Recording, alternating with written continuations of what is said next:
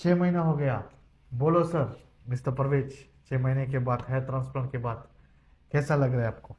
আলহামদুলিল্লাহ, আমার খুব ভালো লাগতেছে। কারণ আমি খুব কনফিউজ ছিলাম যে আসলে আমার এইরকম চুল বা এমন টাইপের চুল আসবে বা এরকম কিছু।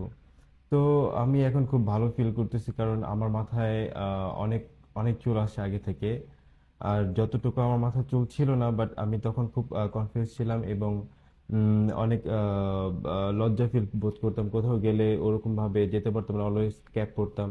তো এখন আল্লাহর রহমতে আমার আর ক্যাপ পরা লাগে না, আর সবার সামনে আমি মানে মাথা উঁচু করে দাঁড়াতে পারি। মানে চুল থাকাটা যে কতটা ইম্পর্টেন্ট একটা ছেলের জন্য, সেটা অনেক অনেক বেশি ইম্পর্টেন্ট। তো আমি অনেক হ্যাপি, ডাক্তার আমাকে অনেক সাহায্য করছে, তাদের টিম, আমি তাদেরকে অনেক ধন্যবাদ জানাই।